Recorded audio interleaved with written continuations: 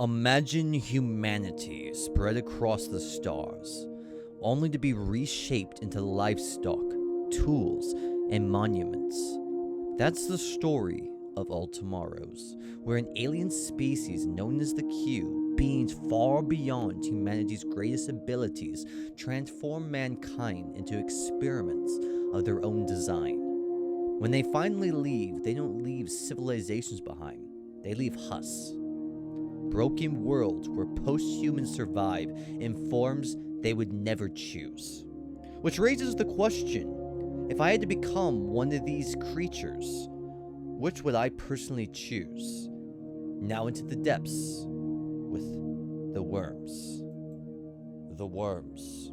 Simplified humans turned into basic burrowing organisms, soft-bodied, elongated, with claws from what was human hands, made for digging and tunneling through their world. Barely intelligent beings, they dig and dig, unaware of what they once were. And maybe that's for the best. The colonials. The most hated by the Q, flattened human beings morphed into limbless bricks of flesh. No autonomy of their own, designed to be biological building material for their structures that feel more like monuments to insanity than anything made by man. They live long lives, and they are aware of the world around them, but they can't do nothing. Until evolution changes them, they wait. And if they are aware enough, they wait knowing. The mantelopes. Humans transformed into herbivores grazing the land, quadrupedal like an elephant or an antelope, and like those same animals, they have the reasoning of them. They eat, they move in herds, they survive, nothing more. The swimmers. Humans are made to swim beneath the seas, and have lost long human worlds. Fish-like, almost shark in appearance. Their intelligence is reduced but not completely gone. They continue wandering underwater ruins, unaware of how close they are to something that used to be their own. The Striders. Humanity reshaped to live on low-gravity worlds. These beings are extremely elongated, towering bodies designed for alien terrain. Very low intelligence by the Q's design. They move across their worlds, never questioning what they become. The Flyers. Beings flying far above the skies of their world, they have winged bodies like that of a pterodactyl or a gargoyle. Their bones are webbed between thin skin, low intelligence. They have their freedom of their air, but that is it. The Lopsiders. One of the most interesting creatures to me in All Tomorrows is the Lopsiders. They are radically asymmetrical. One side of their body is completely dominant over the other, unbalanced in appearance, semi-intelligent, and social. Strange to look at, but at least they're not alone. The Insectophagi. Designed by the World Economic Forum, I mean the Q, they were created to eat insects. Small groups, specialized hunters, built to clean up planets no one else could. Intelligent? No. With many of these creatures, maybe that's a blessing. Folk. They were the humans who thought they were safe underground, but when the Q found them, they turned them into giant rat-like creatures who subsist off fungi and insects under the ground. Barely intelligible, just giant beasts feasting on what they can find. What the Q might call kindness to humanity was levied upon to the hedonists, the humans who were transformed into softened beak-like creatures with 4 fingers and 4 toes with a relatively human build. They were treated almost like pets, unlimited food, no predators. They could live in safety, reproduce, feel pleasure, but their intelligence was reduced to that of a 3-year-old, comfort without growth. The parasites. Small, flattened humanoids with pig-like noses, downturned eyes, and leech-like mouths, designed solely for the purpose of punishing any unfortunate descendant of humanity that you encounter. They dig into their flesh, they feed, not intelligent, not reflective, just instinct. The Titans. One of the first species created by the Q, elephant-like beings with some of the highest intelligence among all the altered humans.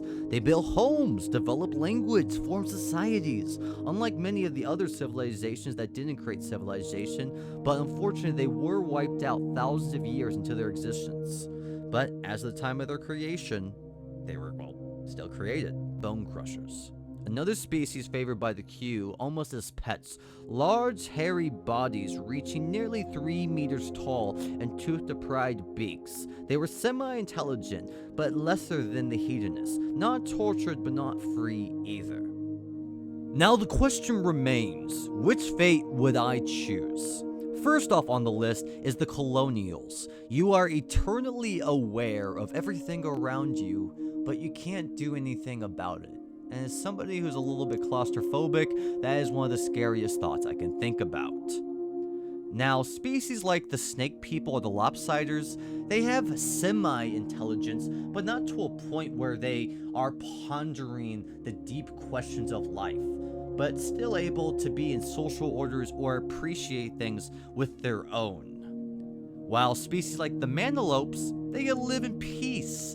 They just live off instinct, but absolutely no intelligence to be able to grasp anything beyond that. Then there's the semi-comfort of the hedonists. You can have community, you can have communication to some degree, but nothing that deep where you're gonna ponder for more or ever being longing. But maybe that's a good thing, because the last fate you could really have is the star people. Once was humanity living in a place where you're wandering the stars, completely changed from what you were, but still completely aware of everything. It has the pluses of downsides as we do of humanity today, just in a completely different world. If I had to choose, I would choose the form that allows for thought, even if that thought is trapped in a body I never asked for, because suffering with awareness is still closer to humanity than comfort without it. But that raises a darker question. Is intelligence a gift? Or is it what makes these fates horrifying in the first place? The mantelopes do not mourn for what they have lost. The worms do not question their condition. The flyers do not contempt their origin. There is a strange mercy in arrogance. The colonials suffer not because they are trapped, because somewhere inside them, they are still aware of something that isn't, but remembers.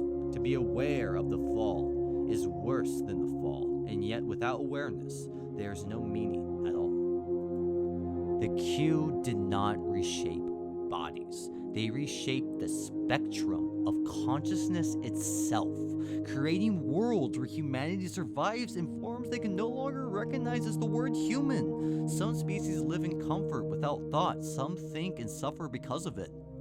Maybe the true horrors of all tomorrows is not the bodies. It's the idea that intelligence is fragile, temporary, optional. That what we consider humanity can be edited out. If evolution had gone differently, if something like the Q had arrived, would we not all become monsters? Some of us would become animals, and some of us would become tools. Some would become aware to understand what was taken from them. And if I had to choose between comfort without awareness and suffering with it, I would still choose to know, even if knowing hurts.